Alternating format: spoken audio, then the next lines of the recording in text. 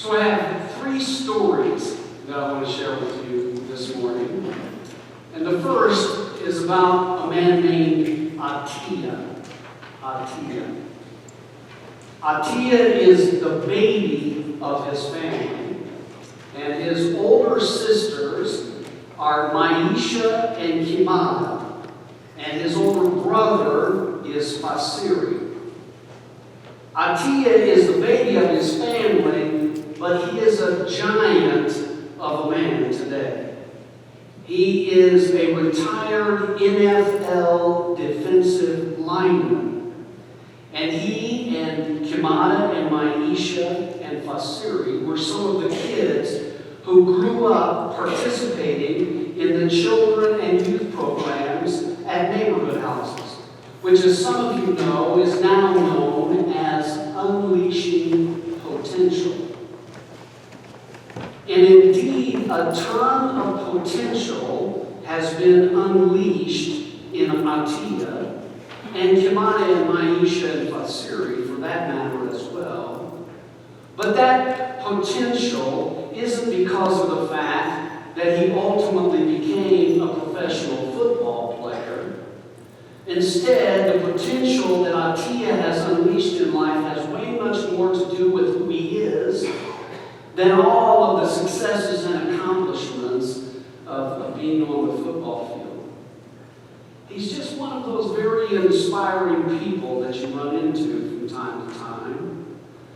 Even though he dwarfed, I knew him back when he was little. He was never this little. He was always seemingly this big. Even though he dwarfed all of the other kids when he was growing up, and basically could have bullied anybody he wanted to. And even though he now has this Shaquille O'Neal-like imposing physical presence, he has nonetheless always been filled, and still is today, with such incredible kindness and compassion and generosity. He's what you would indeed call a gentle giant. Or obviously, better yet, in the words of Jesus in our scripture this morning, he is the salt of the earth and a bright and shining light. Last fall, Atiya became the head football coach at Battle High School in Columbia. And one Friday night, he brought his team over to Cape Girardeau for a Friday night football game, where unfortunately and sadly, he and his players experienced racial taunts and slurs from some of the fans, and had their locker room completely trashed. All of their belongings pulled out and thrown out all over the place. And if you can believe it, banana peels thrown all out and through the locker room. But true to form, Atiya helped his players overcome their justified anger and righteous indignation over the situation. And after the game was over, in an interview later, he simply said, "I just don't want to blame a whole community for the actions of a few people." Salt of the earth, right? And bright and shining light. Similarly, back in January of 2010, our new church in Kansas City was finally able to go on our very first adult mission trip. We had grown with enough financial and physical human resources to be able, in this case, to go to Costa Rica and work with our global ministry partners there. And one of the men who was able to be a part of the mission team, like Atiya, was also a gentle giant. As it turns out, he had played football as well. He didn't make it to the NFL, but he did play Division I in college. At any rate, Mark, like Atiya, that was his name, Mark, was a gentle giant as well, which always blew me away because, in fact, Mark, in his life just really hadn't dealt him any favors. It hadn't been very good for him at all. Due to some serious health issues, some of them from playing football, he lost his job as a carpenter and was a school janitor. He and his wife and his 2 daughters were very low middle class and always struggled to make ends meet. But through some church fundraisers, we were able to pay for Mark to be able to be on this mission team and trip to Costa Rica. And certainly the experience there in Costa Rica impacted all of us on the team. But it was particularly and especially touching and moving to Mark. He fell in love with the people and culture in Costa Rica, which for him was a completely and totally new experience. And as a result, he became single-handedly responsible for organizing and raising the funds for 3 other mission teams to return to Costa Rica over this last decade since we've been gone from Kansas City.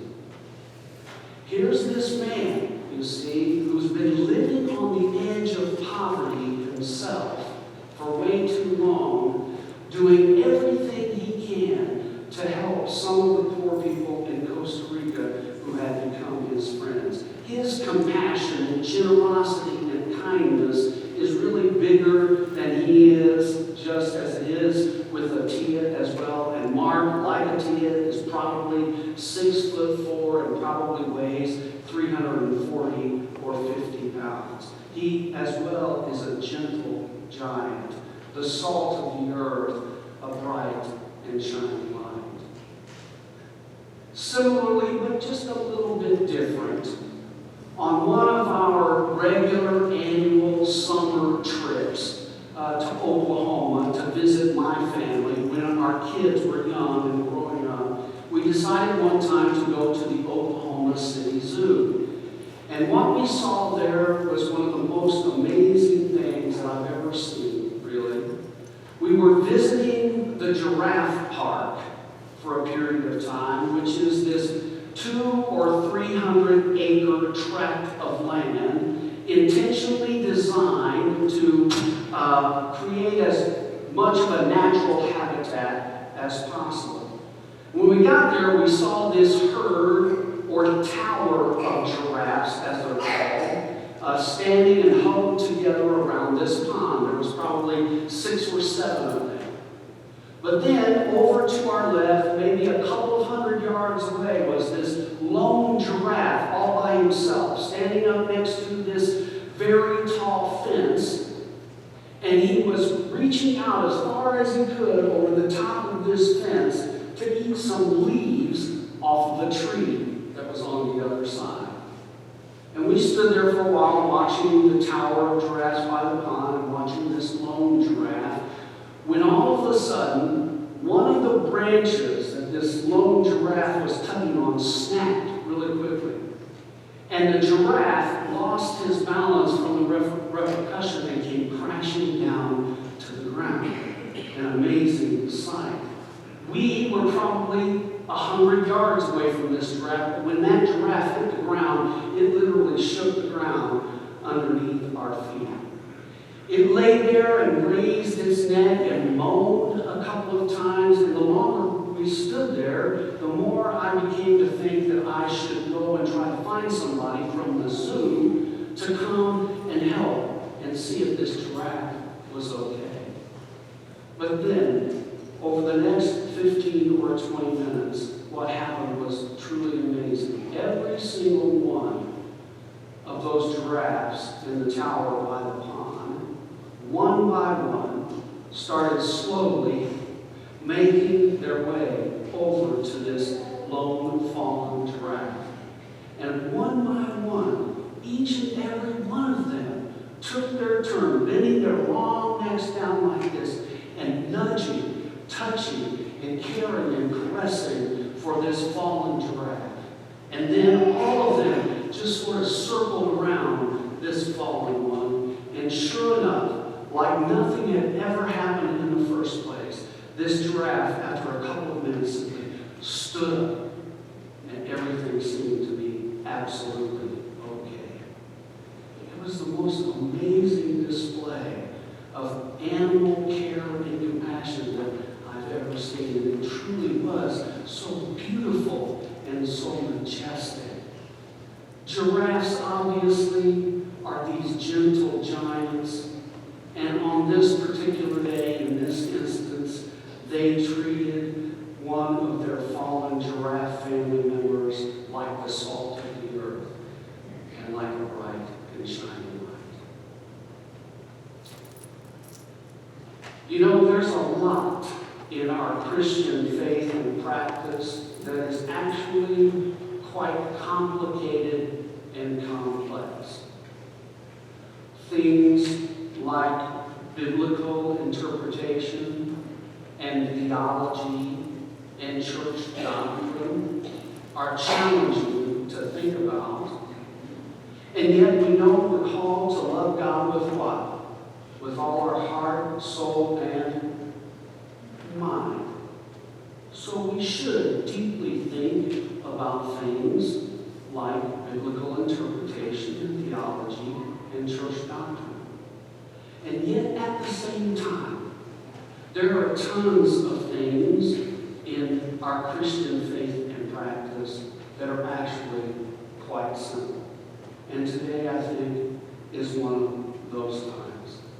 Let us very simply go forth today and as many days as possible, like Atiya, like Mark, like a tower of carrying giraffes, to be giants, not of world success, but giants of gentleness and the salt of the earth and the bright and shining lights that God has created us to be.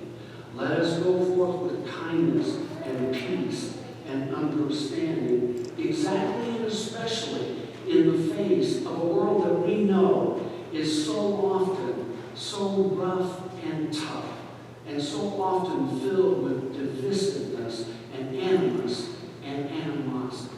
In this way, I have absolutely no doubt that more people will be drawn closer to God and to one another and to themselves as God's children. Thanks be to God. Amen.